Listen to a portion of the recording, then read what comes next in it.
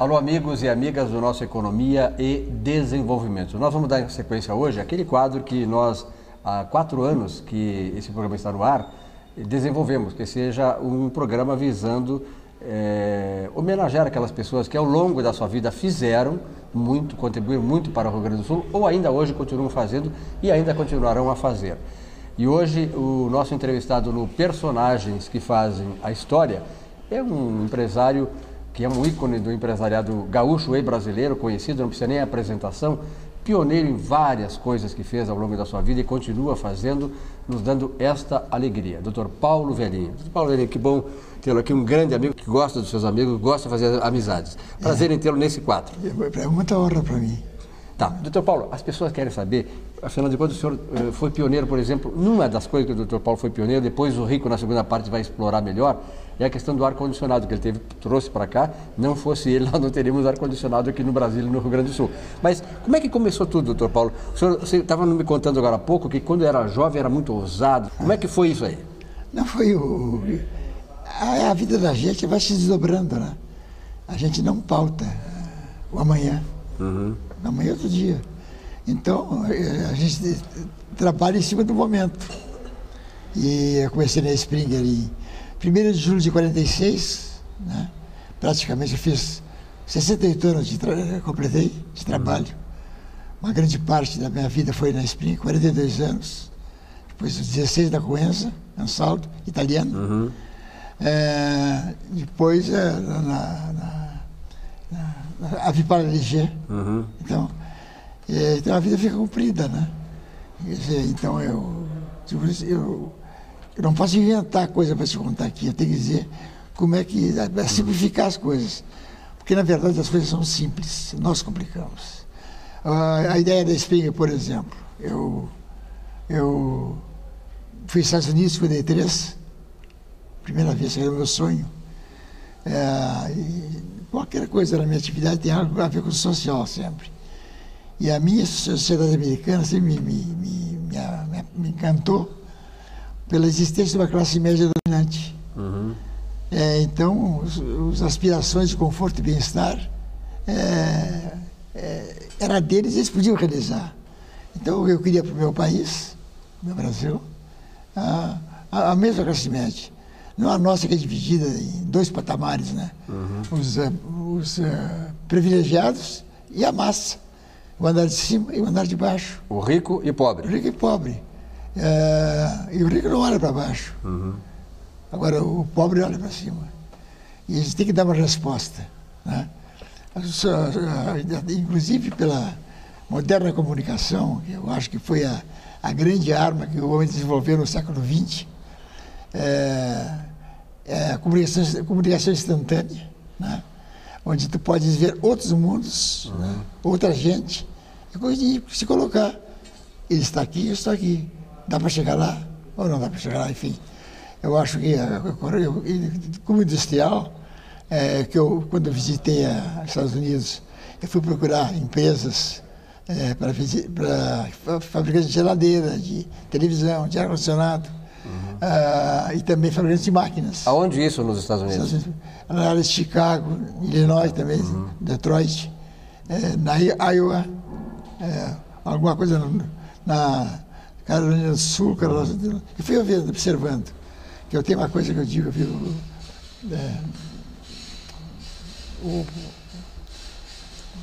O senhor é muito observador, né, doutor Paulo? O senhor é muito observador e tal, e a partir daí o senhor tira suas conclusões e vai em frente, né? Eu acho que o homem tem 2 olhos para observar, uma boca para perguntar e 2 ouvidos para aprender, né?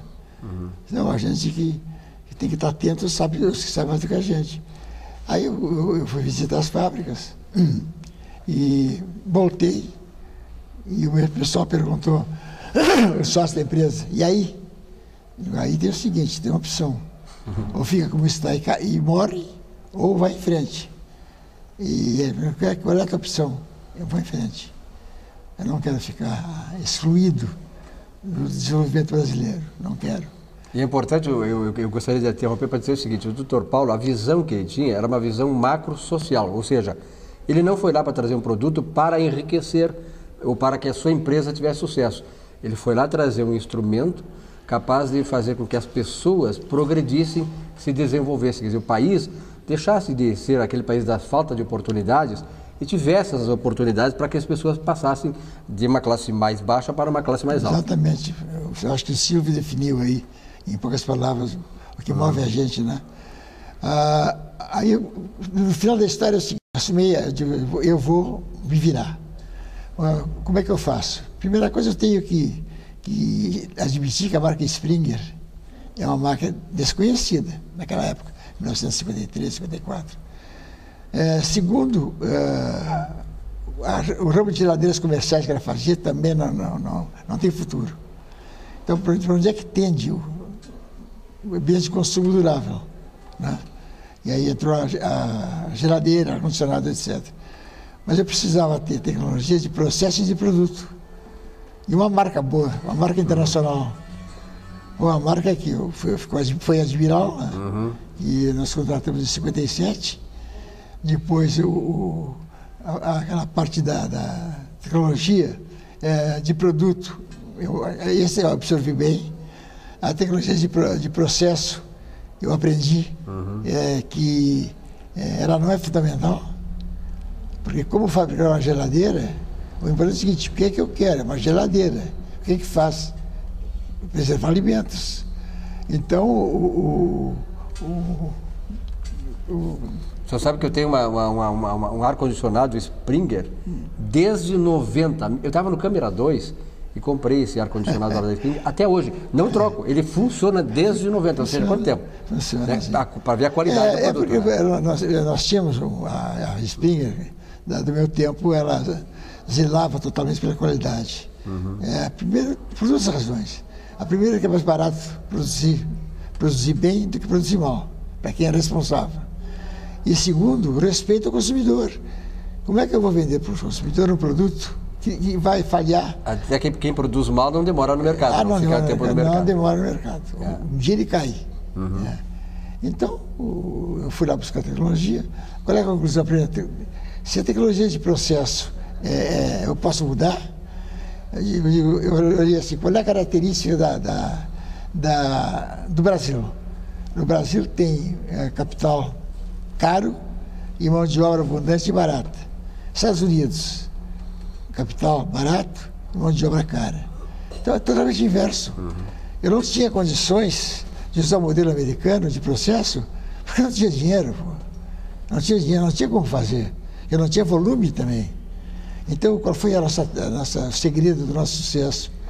Nós montamos a primeira linha de montagem móvel, onde entrar, por exemplo, um ar-condicionado, uma geladeira, enfim.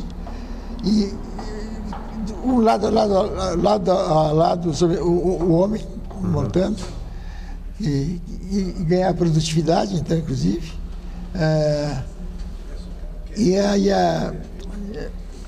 Eu precisava. O senhor precisa desenvolver tudo, né, doutor Paulo? Aqui, que na verdade isso era uma coisa inédita, que era pioneiro nessa área. Mas essa parte foi realmente uma criação nossa. Porque na hora que eu passei a usar mão de obra intensiva, porque era barata, e usar máquinas universais, que também eram baratas. Eu não tinha máquinas específicas para fazer A, B ou C do produto. Então, essa combinação de fatores, quer dizer, a mão de obra intensiva, quer dizer, a linha de montagem um do lado do outro. E as máquinas que produziam eram máquinas simples, eu consegui viabilizar, consegui iniciar a implantação do que eu acreditava. Qual foi o outro credo meu? Bom, eu não tenho capital. O sócio não tem dinheiro. Agora são excelentes sócios. Como é que você pode fazer? Eu vou fazer o seguinte, eu vou fazer um produto vanguardeiro, de vanguarda, tem que ser, que o mercado não tenha ainda. Porque eu fazendo um produto vanguardeiro, eu posso produzir o que eu estou fazendo, né? E vender em condições especiais. Então, o que eu fiz? Eu vou terceirizar. A minha produção. O Henry Ford, ele era um verticalista. Ele fazia desde o aço até o vidro, até a pintura. E o senhor já foi meio pioneiro na terceirização, que foi um processo que estourou muito mais depois, né? Sim, senhor. Fui pioneiro, porque digo, a necessidade obriga, né? E Silvio, a criatividade é um dom que nós temos. É verdade. E tu desenvolve sem tu precisar. Senão eu precisava desenvolver essa... E um desafio que o senhor teve, assim, para terminar esse bloco aqui, foi o de convencer as pessoas que o ar-condicionado não dava doença, não dava pneumonia e não matava as pessoas, sobretudo as crianças e os velhos, não foi isso? Foi isso. Então esse, o produto, começou o ar-condicionado, as pesquisas de opinião diziam que não deveria fazer, porque ele seria rejeitado pelo mercado. Não aconteceu. Claro. Aliás, foi muito sofrido. Hoje, quem é que vive sem ar-condicionado? Ninguém. Até nós, com uma estratégia inteligente a nossa, que nós passamos a trabalhar mais no mercado corporativo. Sim. A empresa, a indústria, comércio, agricultura, enfim. Claro. Disseminar por aí. Porque aí eu gero no indivíduo a mudança de hábito. Claro. Aí leva para casa. Inteligente. E é interessante, vocês podem observar, né? Esse é o propósito desse quadro do programa, mostrar essa história bonita, uma história de um pioneiro, trouxe produtos inéditos que hoje estão aí consolidados no mercado, estão dando emprego, gerando riqueza e, sobretudo, com relação ao ar-condicionado, gerando conforto para nós. Se naquele tempo, por exemplo, dizia que os velhos poderiam morrer por causa do ar-condicionado, que transmitia doenças e tal, hoje, o que seria dos velhos, o que seria de nós sem ar-condicionado? Né, doutor Paulo? Então, rápido intervalo, até já. Bom, eu conheço o doutor Paulo de muitos anos atrás, quando eu ainda era estudante do ensino médio, e lembro que o meu tio, na época ele era presidente do sindicato da Construção Civil de São Leopoldo, falava muito dele, quando ele era, na época, o doutor Paulo era presidente da Fiergs. Me chamava muito a atenção do carinho que ele falava do doutor Paulo. Anos depois, muitos anos depois, eu já formado, fui trabalhar na Springer e tive o prazer de conhecê-lo pessoalmente. E eles se lembravam ainda do meu tio, e de todo o carisma que tem o Dr. Paulo, de uma forma, ele é uma pessoa, um líder nato. E tive também, talvez, uma coisa que me marcou muito com o Dr. Paulo foi o último dia de trabalho dele na Springer. Nós tivemos uma reunião ao almoço, eu acho que foi o dia mais triste do Dr. Paulo dentro da Springer, quando a empresa foi vendida para uma multinacional americana. Então, esse que eu lembro sempre dele, do carinho que eu tenho com ele. Mesmo aqui na associação, eu como fui ex-presidente, sou hoje o ex-presidente e como diretor de relações institucionais que sou, o Dr. Paulo sempre está presente na nossa associação. Ele é o nosso sócio honorário da associação e vejo ele sempre participativo e mesmo já com a idade que ele está, ele nunca deixa de participar dos nossos eventos. Há um mês atrás ainda tive o prazer de ver a homenagem que foi feita a ele pelo Sindratar de São Paulo, com reconhecimento em nível nacional, onde com todo ele e mais outros pessoas que influenciaram muito a nossa área de ar-condicionado, de refrigeração, onde ele sempre esteve presente. Falar de Paulo Velhinho é uma grande satisfação para a gente. Eu que o conheço desde 74,